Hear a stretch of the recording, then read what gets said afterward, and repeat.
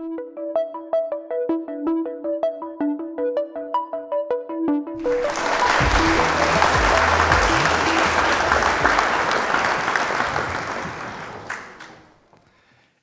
1838, Lady Jane Franklin looked out over Salamanca here in Hobart and decided far too many people were drinking and fistfighting. And so with her husband, John, she solved the problem. He was the governor. Solved the problem by making distilling illegal in what we now call Tasmania and all of Australia. And this law remained in place for 150 years until a man and his father-in-law went fishing north of Hobart. And as they were fishing, they were drinking Scotch whiskey. They were noticing this lovely water and the clean air and the peat bog down the way. They drank a bit more and thought, why can't we make Tasmanian whiskey? They drank more and decided we're going to do it. Monday morning, let's start making Tasmanian whiskey. Well, they got home and that's when they realized it was against the law. But Tasmania is a place of connection, and very quickly they found someone with an office in Canberra, someone else willing to fight for them in Hobart, and soon this law, this silly law, was changed. They started making, Bill and Lynn Lark started making whiskey in their kitchen. They succeeded, they failed, they succeeded again, and once they had a minimum viable product that tasted pretty good, they had to go to the Tasmanian Club to get some investment. They found some investors and let them taste this delicious new Tasmanian whiskey. And everyone agreed it tasted really good. It tasted different. There was something about it. But they weren't going to give Bill $1. And here's why. He didn't understand the big marketing machine out of Europe and North America. We're too quiet in Tasmania. They'll just squish us. And number two, this is 1990, 1991.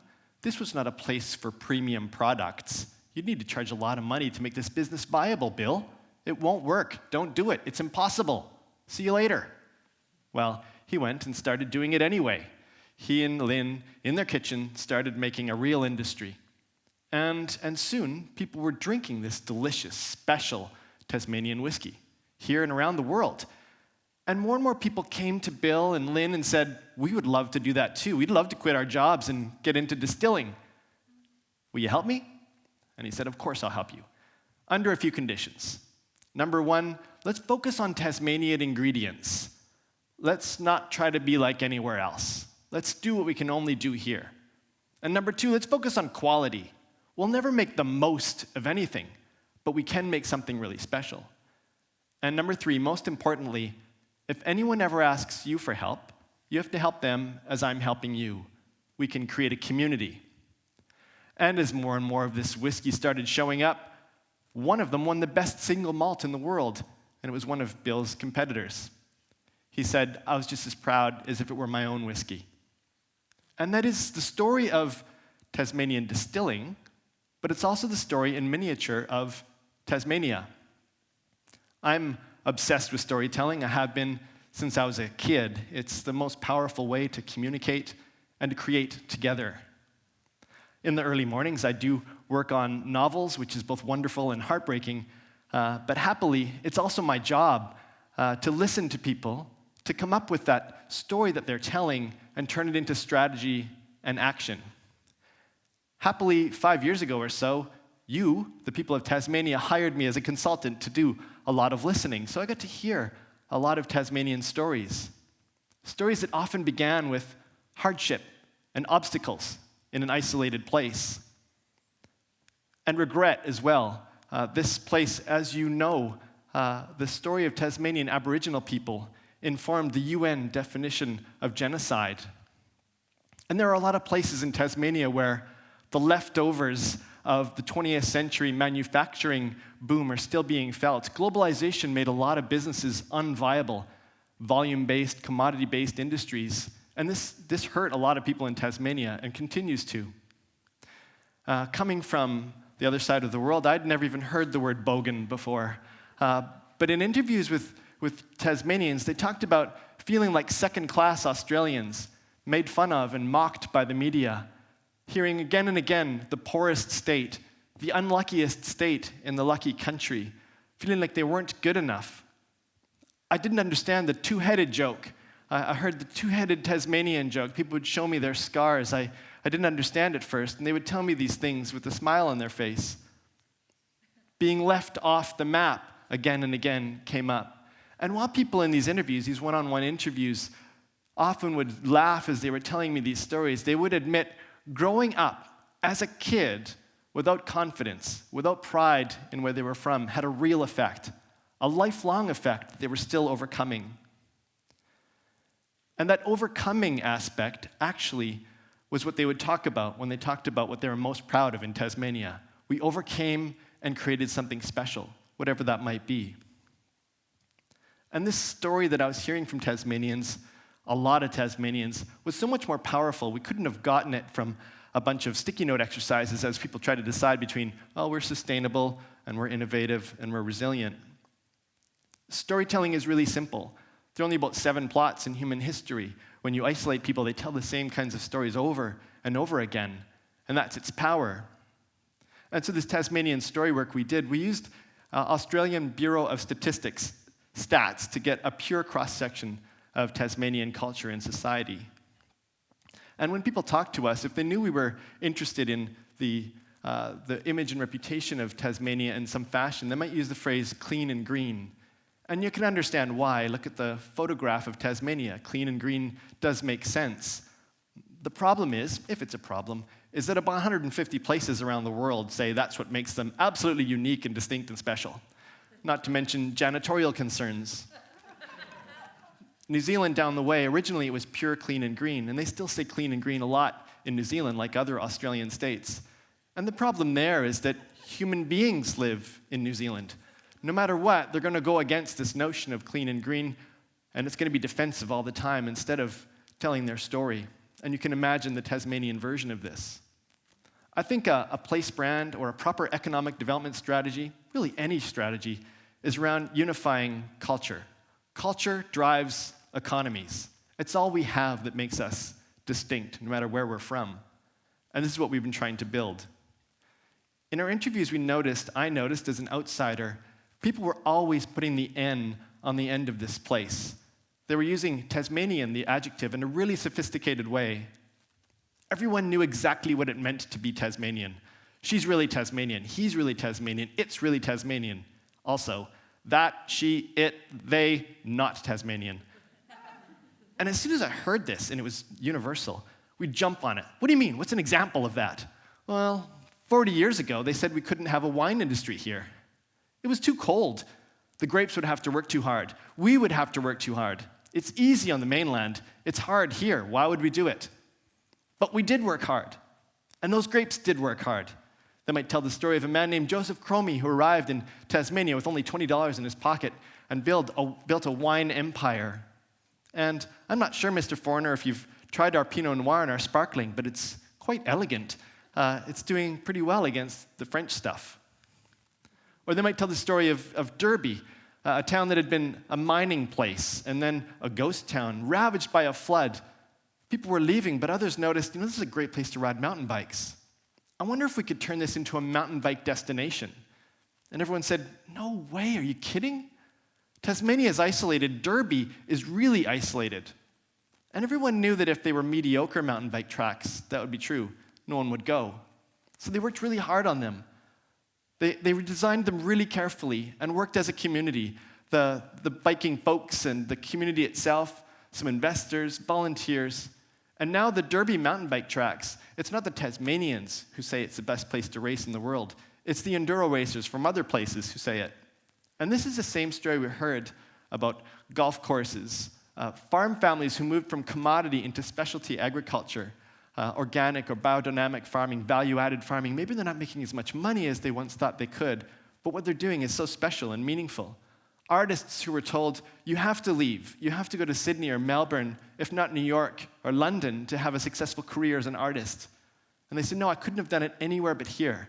That's the story of Richard Flanagan. As well, the tech industry. If you're in the tech business, everyone tells you you have to get to the big city. Savage Interactive, who creates the #1 design app in the world and is featured in all of the Apple events, they say we could only have done it in Tasmania. What we heard a lot from people is that ambitious introverts who love nature thrive in Tasmania.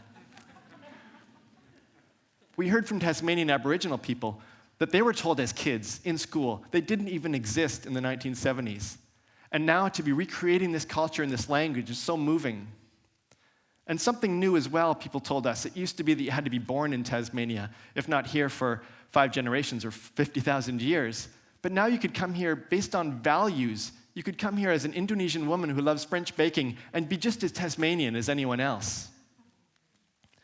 The gray, big globalized world is starting to feel the same. Big cities all feel the same. Tasmanians said, we don't want this. We don't want to grow into that. What we want is a lot of small and special. That's what makes this place different. And that's the culture. Small, special, and growing. And what could you do with that? These 7 plots that I showed you earlier, they are very simple. The plot that we heard in Tasmania the most was the Cinderella story. Only it wasn't about money in the end.